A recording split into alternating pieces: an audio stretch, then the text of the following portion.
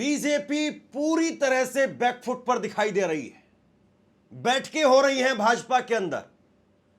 प्रधानमंत्री नरेंद्र मोदी का चौथा वीडियो निकल करके सामने आया है और अमित शाह जो पूरे दिन संसद परिसर में तो जरूर रहते हैं, लेकिन संसद में आने की हिम्मत पता नहीं क्यों नहीं हो पा रही है।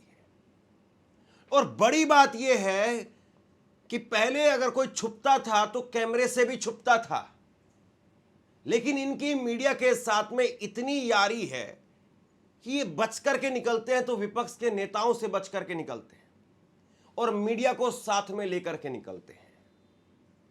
सोचिए आप क्या हालत कर दी है, और इसीलिए गोदी मीडिया इसको कहा जाता है। तस्वीर एक एक करके मैं आपको कई सारी दिखाने वाला हूं। अभी अभी कुछ देर पहले आज सुबह सुबह संसद में पप्पू यादव वो साधु के वेश में बैठ गए। राहुल गांधी उनको चंदा देने पहुंचे और कैमरे के ऊपर चंदा चोरी हो गया। पुजारी वो चंदा लेकर के भाग गया। मैं तस्वीर आपको वो भी दिखाऊंगा। लेकिन सोचिए जरा कि ये सरकार जो 47 की बात कर रही थी, 2047 की बात कर रही थी, 27 आते आते कहीं सरकार के लिए जो है वो उल्टी गिनती शुरू ना हो जाए। प्रधानमंत्री नरेंद्र मोदी तकरीबन 11 बजे उनका एक वीडियो निकल करके सामने आता है। ये आप अपनी स्क्रीन पर जरा ये वीडियो देखिए। ये वीडियो निकल करके सामने आया प्रधानमंत्री नरेंद्र मोदी का, और नरेंद्र मोदी साहब इस वीडियो के जरिए साथियों कहते हैं, इस बार भाइयों बहनों नहीं, फ्रेंड्स नहीं, क्योंकि फ्रेंड्स पर तो ट्रोल कर दिया। जो जैन जी है, जैन अल्फा है, उसने शैंपू लगा लगा करके मोदी जी को इतना रगड़ दिया, इतना ट्रोल कर दिया कि मोदी जी ने अब फ्रेंड्स कहना छोड़ दिया। और वो कह रहे हैं साथियों। समझ में आ गया कि जैन जी आपको फ्रेंड्स मानने के लिए तैयार नहीं है, और इसीलिए फ्रेंड्स शब्द वो नरेंद्र मोदी ने छोड़ दिया। और उसके बाद में कहा क्या, नरेंद्र मोदी ने कहा कि भाई पेपर लीक को लेकर के हमारी सरकार कानून बनाने जा रही है। लोकसभा में बिल पास हो गया है, राज्यसभा में बिल पास हो गया है। अरे साहब, यही बात आप संसद में आकर के कहते हैं, देश सुनता, विपक्ष सुनता, आपसे सवाल पूछता। जिस बात के लिए संसद लगी हुई है, फिर छोड़ दीजिए, बंद कर दीजिए उस संसद को, ताला लगा दीजिए उसमें अलीगढ़ से मंगवा करके। क्यों फिर संसद चल रही है? अगर आपको इसी तरीके से वीडियो बना करके साथियों, दोस्तों, भाइयों बहनों, बहन जी, ये सब कुछ वहीं पर करना है आपको मोबाइल के ऊपर, तो क्यों संसद चल रही है? फिर बंद कर दीजिए उस संसद को। फिर एक बार सुनिए मोदी जी क्या कह रहे हैं, उसके बाद में अमित शाह, पप्पू यादव, बहुत कुछ है जो आपको देखना समझना चाहिए। साथियों, विश्वस्त परीक्षा पद्धति, इसके लिए हम लगातार एक के बाद एक कदम उठा रहे हैं। टास्क फोर्स की रचना हो, फास्ट ट्रैक की और रचना हो, राज्यों के सुझावों को ध्यान में लेना हो, क्योंकि पिछले कई दशकों से हर राज्य और केंद्र सरकार इस प्रकार की पेपर लीक की परेशानी झेल रहा है। बच्चों के भविष्य को भी इसके कारण संकट पैदा हो रहा है। अब आप बताइए कि क्या ये वाजिब नहीं है कि नरेंद्र मोदी साहब इसी बात को, उन्होंने करीब 3 मिनट के करीब जो अपनी बात रखी, मैंने केवल उसमें से 20-30 सेकंड आपको सुनाए, इसी बात को वो संसद में आकर के नहीं कह सकते थे। और जब संसद चल रही है, जब आपने इतना बड़ा तीर मारा है, तो उस तीर को दिखाइए, बताइए जरा वहां जाकर के कि इस तीर की खासियत क्या क्या है, और क्या इसके बाद में आज देश में फिर इसके बाद में पेपर लीक नहीं होंगे। बताइए जरा, आश्वस्त कीजिए विपक्ष को भी, देश को भी। लेकिन प्रधानमंत्री जो कुछ कर रहे हैं वो सबके सामने है। अब जरा ये तस्वीर देखिए आप, अमित शाह हैं और ऐसा लगता है कि संसद में जा करके बैठते हैं और बैठ करके वहां से उठ करके आ जाते हैं। ना तो गमछे की क्रीच टूटी है, ना कुर्ता पजामा जो पहन करके गए थे उसकी क्रीच टूटी है। ऐसा लगता है बस गए वहां पर, खूंटी पर टांग दिया गमछा, आराम से बैठे वहां पर 10-12 घंटे, और उसके बाद में उठा करके फिर से पहन करके वापसी आ गए। और ये मीडिया, तमाम चैनल्स, वहां पर जितने रिपोर्टर जो दिन भर कवर करते हैं, सब वहां पर थे, हंस रहे हैं, उनके साथ में निकल रहे हैं। कोई कम से कम ऑफ द रिकॉर्ड सूत्रों के हवाले से ही बता दे कि अमित शाह ने क्या कहा है। ऐसा कौन सा चुटकुला सुनाया कि आपकी हंसी नहीं रुक रही है? देखिए जरा, फुल स्क्रीन पर देखिए तस्वीरें आप। ऐसा कौन सा चुटकुला सुनाया है, कौन सा 420 की कहानी वो बता करके गए हैं कि आपकी हंसी बंद नहीं हो रही? आखिरकार पूरा देश जानना चाह रहा है, सुनना चाह रहा है, समझना चाह रहा है कि अमित शाह जी गोली किसके आदेश पर चली। पूरा देश ये जानना चाहता है। क्या इसके लिए सिर्फ और सिर्फ जो है वो संबित पात्रा को रखा हुआ है कि वो प्रेस कॉन्फ्रेंस कर देंगे और देश मान लेगा? तो फिर अमित शाह किस नाम के लिए है? गृह मंत्री किस बात के लिए है? दिल्ली के अंदर या रैप, आरएएफ और उसके साथ साथ सीआरपीएफ ने जिस तरीके से वहां पर जो एक्शन लिया, उसको लेकर के कोई विस्तार से जानकारी देश के सामने रखी जानी चाहिए या नहीं रखी जानी चाहिए? क्या सिलसिलेवार तरीके से टाइमलाइन के साथ में कि सुबह 8 बजे ये हुआ, 9 बजे ये हुआ, 10 बजे ये हुआ, 12 बजे ये हुआ, क्या ये टाइमलाइन पूरी की पूरी सामने नहीं आनी चाहिए? और ये सारे मीडिया के जितने भी रिपोर्टर वहां पर हैं, सब खिलखिलाते हुए, हंसते हुए निकल रहे हैं, ऐसे हाथ करके, जैसे पता नहीं क्या चल रहा है।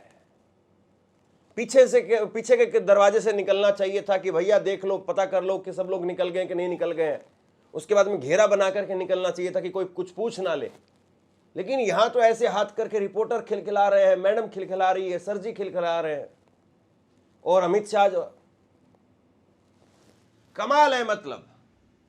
और आप ये बताइए कि क्या देश में बिना जवाबदेही के प्रधानमंत्री, गृह मंत्री, यानी पूरी सरकार, जितने मंत्री हैं वो सब एक तरफ, और प्रधानमंत्री और गृह मंत्री, और खास तौर पर ऐसी सिचुएशन के अंदर वो एक तरफ हैं, और उनकी चुप्पी, बताइए आप क्या कहती है? प्रधानमंत्री ने कल सारी बातें कह दी, लेकिन लाठी चार्ज को लेकर के, अपनी कंगना रनौत को लेकर के बोल देते, सांसद को लेकर के बोल देते, कम से कम कह देते कि मैं दिल से उसको माफ नहीं कर पाऊंगा। याद है ना, प्रज्ञा ठाकुर के लिए कहा था चुनाव थे तब, वरना चुनाव अगर नहीं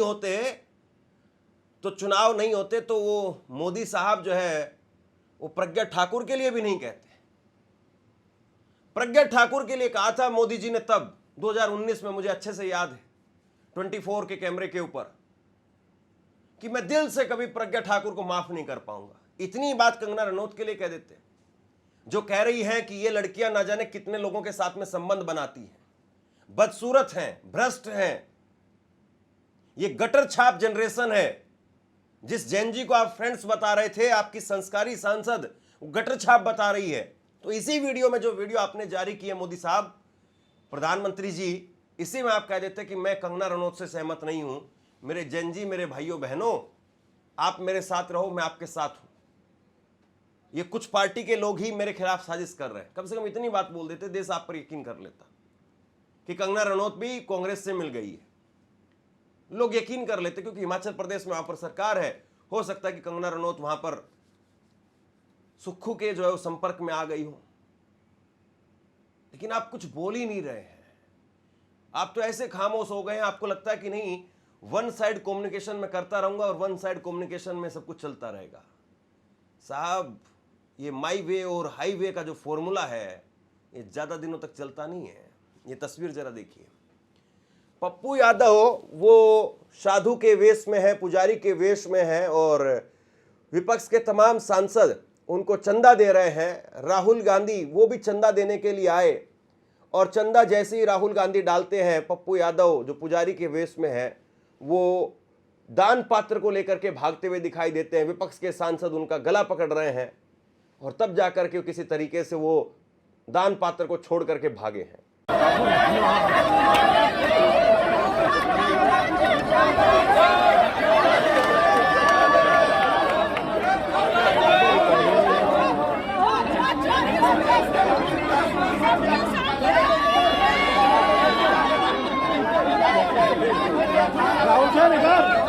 राहुल सर इधर देखिए।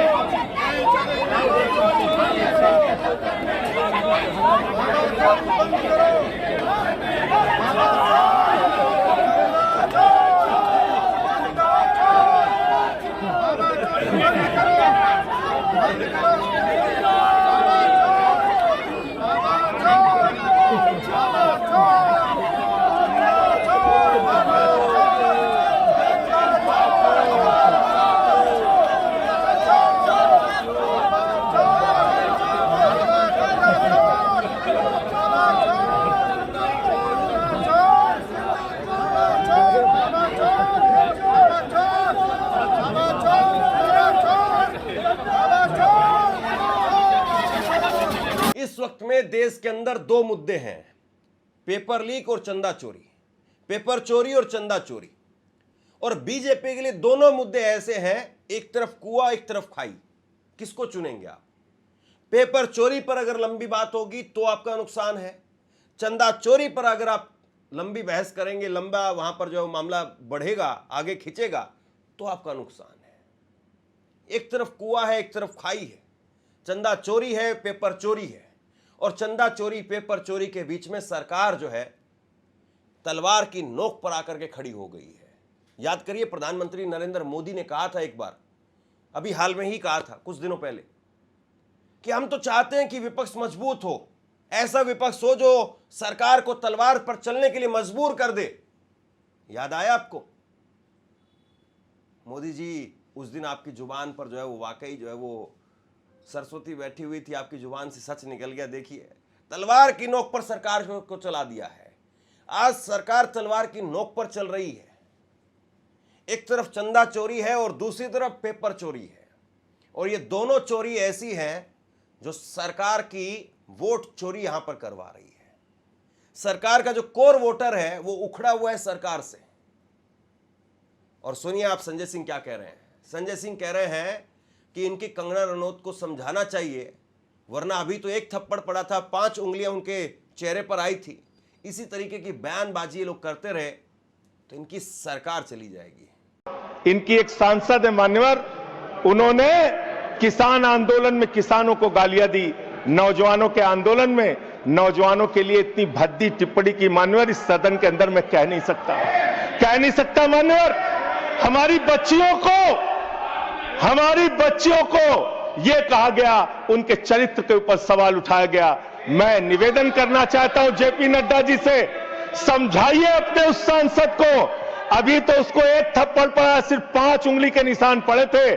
ऐसी बात करोगे, गटर जेनजी को गटर कहोगे, जेनजी को गटर करोगे, तो तुम्हारी सरकार को इस देश का नौजवान, इस देश का जेनजी पकड़ के गटर में डालने का काम करेगा। संजय सिंह जब ज्यादा बोलने लगे तो जो सभापति थे उन्होंने कहा कि आप अकेले ही बोल रहे हैं या आपकी पार्टी की तरफ से और भी कोई बोलेगा। दरअसल कोई भी मुद्दा होता है उस पर घंटे निर्धारित होते हैं कि कितने घंटे की चर्चा होगी, बहस होगी, और उसमें भी पार्टी के हिसाब से फिर तय होता है कि किस पार्टी को कितना समय दिया जाएगा।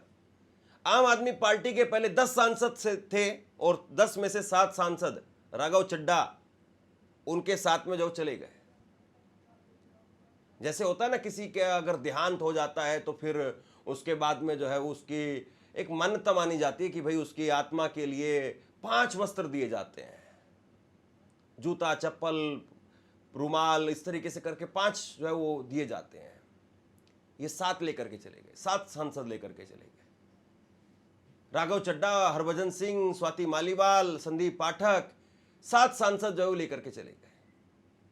तो यही बात जो पूछी कि भाई आप अकेले ही बोलेंगे या और भी कोई बोलेंगे। और जैसे ही उन्होंने ये कहा तो उसके बाद में दूसरी तरफ बीजेपी की में तरुण चुग वहां पर बैठे हुए थे। अभी अभी नए नवेले जो है वो राज्यसभा के सांसद बने हैं, नए नवेले। और तरुण चुग उनको बनाया इसीलिए गया कि पंजाब में किसी तरीके से बीजेपी को कुछ बेनिफिट मिले, और राघव चड्ढा उनके बगल में बैठे हुए थे। तो तरुण चुग कहने लगे कि अकेले रह गए, अकेले ही रह जाएंगे। अब बेशर्मी की हद होती है। जो आपकी बगल में बैठा हुआ है वो कहां से आया है? वो आपका सांसद नहीं है साहब। आपकी तो पंजाब के अंदर 4 सीटें नहीं है। आप सांसद वहां से राज्यसभा का सांसद लाने की बात तो बहुत दूर की बात हो जाती है, और वो भी 7 सांसद। लेकिन फिर भी देखिए आप किस तरीके से नोकझोंक हुई है। प्रावधान आप लेके आए हैं माननीय संजय जी, मैं बस खत्म कर रहा हूं। अकेले स्पीकर हैं आप? हाँ, अकेले हैं। अकेले। सर मैं ये सोच रहा था कि ये सरकार ऐसा कानून लेके आए, अकेले रहेंगे तब भी तुम्हारे खिलाफ लड़ेंगे, याद रखना। संजय जी, अकेले रहेंगे तब भी तुम्हारे खिलाफ लड़ेंगे जी। ये दादागिरी कहीं और दिखाना। बैठ जाओ, चंदा चोरी करते हो तुम लोग। माननीय तरुण जी, बैठ जाओ, पेपर चोरो।